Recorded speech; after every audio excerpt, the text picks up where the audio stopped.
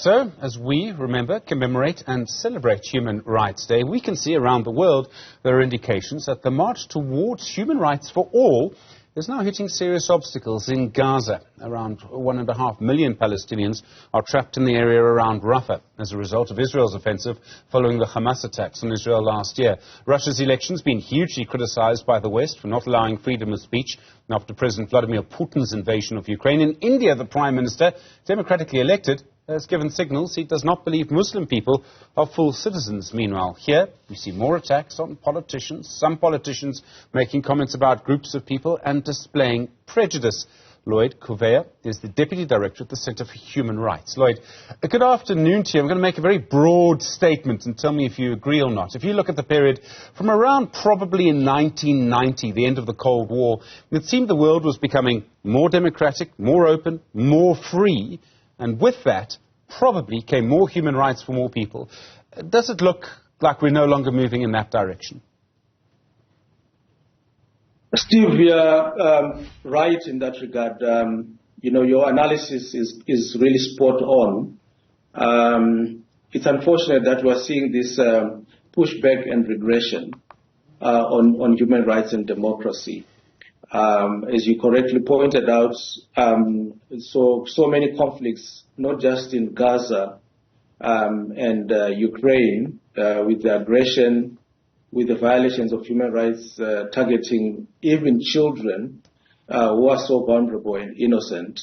Some have been killed with Ukraine in Russia.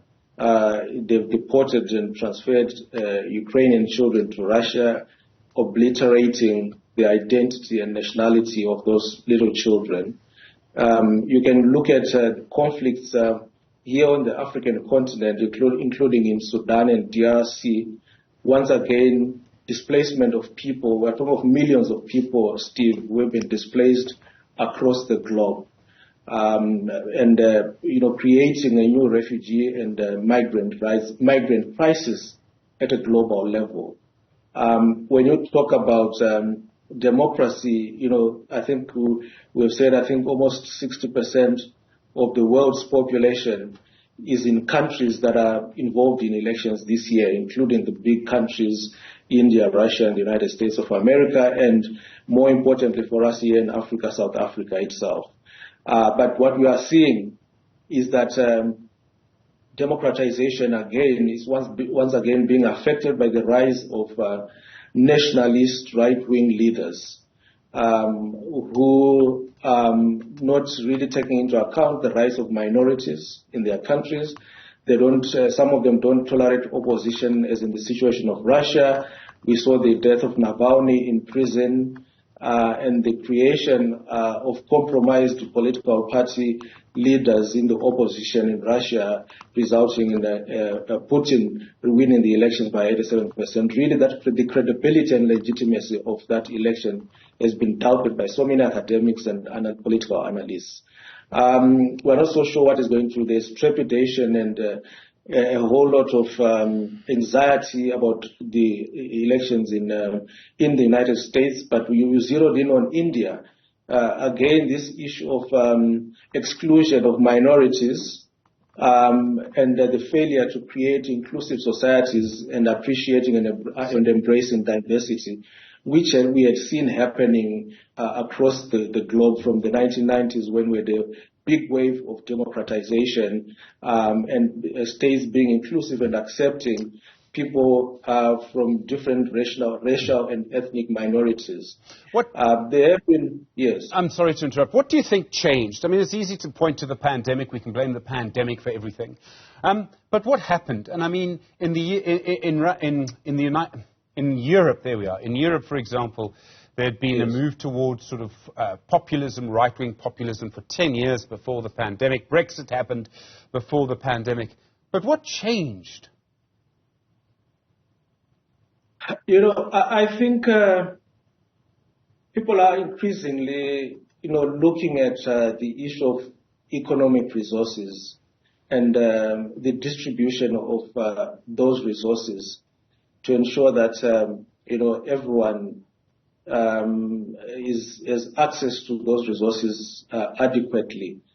And perhaps that kind of it would appear like a selfishness on the part of perhaps the leaders who are saying, look, we have to think of our people first before we look at other people, especially minorities and migrants, who are always now at the wrong end of the stick in terms of suffering when people are thinking of how do they adequately distribute resources that are available. And remember also that neo-colonization is being chipped away at, so that now countries that were getting resources from their former colonies, like the French, for instance, are being kicked out of the continent. So then I think that fear of that insecurity and fear of whether the resources that are available in the different countries individually will really be able to feed those who are within that particular country. And so I think that pushback is part of it. You heard Donald Trump saying that the economy in the United States is not doing well. We are going to seal our borders.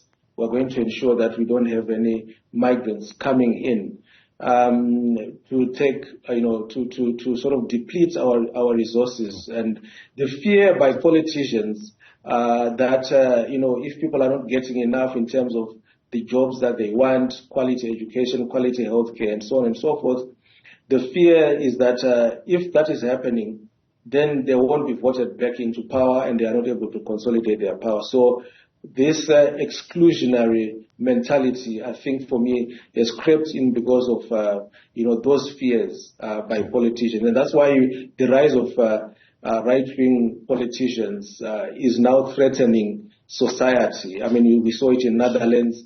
France are already preparing again to have right-wing and nationalist politicians taking over. And Lloyd, sorry to interrupt. I mean, this is a political question. How do we push back? If you say, how do you push back, you're immediately making a political statement. But let me rephrase it and get to the same point. How do we make sure that human rights are protected? That, for example, a gay or lesbian person will not be the subject of violence just because of their identity. That a woman can still have the right to an abortion, subject to certain limits, but at her own choosing. Those kinds of things. And I mean, it's easy to say, well, the right wing must change. I mean, it's not going to. So how do we make sure human rights are protected? I suppose one thing we can do is put them in constitutions. They are already there in most of the constitutions, Steve. So maybe that's the starting point. I mean, but also there is that chipping away some of the rights in the constitution and coming up with legislation that sort of trumps human rights. But for me, just like the climate change debate, I think you need to streamline human rights. You need to approach the politics from a human rights angle, from a human rights perspective. So if you have a human rights-based approach to politics, to economics, already at the United Nations level, they are already talking about human rights in economic development, in economic progress. You can't develop economically without infusing human rights, because if you do that, you are going to leave other people behind. You can't talk about an inclusive society without approaching that from a human rights perspective, so that every person must be taken care of, whether this person is an LGBTIQ person or whether these are indigenous communities. We have indigenous peoples, even in South Africa, who are still fighting for recognition, acceptance, say that we also need access to our ancestral lands and so on and so forth. You have persons with disabilities who, are suffering again from these exclusionary policies that we are seeing all over the world. But for me, really, I think to engage, first of all, politicians, to challenge them, to say, in your political manifestos, there must be a Bill of Rights in your political manifesto. And emphasize the importance of human rights and the creation of inclusive societies, even as we go through processes of political and economic development. Human rights are critical. You cannot throw them away. And also, Steve, I wanted to say Because when you look at LGBTIQ plus rights, this pushback, this regression, is also being driven by Christian fundamentalists, evangelicals, and even some Muslim religious leaders who are taking us backwards, in terms of protecting rights of sexual and gender minorities, and also even issues around gender equality are being affected once again because of some of these religious, cultural practices. So, Lloyd, it's also about, do we need to be very concerned about what's happening in our country? There's some political parties who espouse what you're talking about, that sort of prejudice. I think that most people in South Africa may well feel that their human rights are sort of fairly solid, but do you think we need to worry? Yeah, so the solidity of human rights in South Africa, I think from when you look at civil and political rights, that is the case. South Africa, I think, its democracy has been praised. People have freedom of expression, have freedom of assembly. Sometimes, of course, there have been incidences that have been disturbing, like the 2012 Marikana massacre, which some people have likened to the Sharpeville massacre.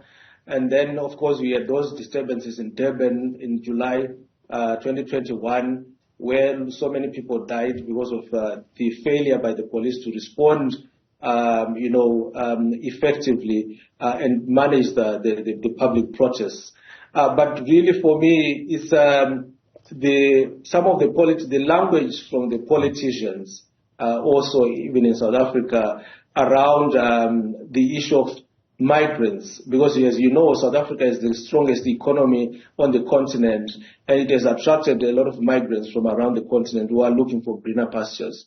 And again, this issue of resources, being distributed amongst not just the South African citizens, but also migrants who have come into South Africa.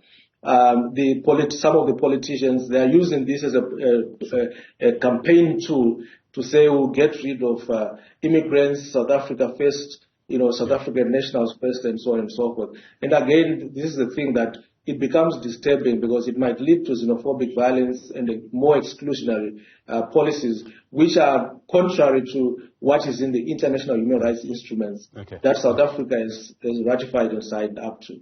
Lloyd Kuveya, thank you. Deputy Director at the Center for Human Rights. Really appreciate it. Well, in a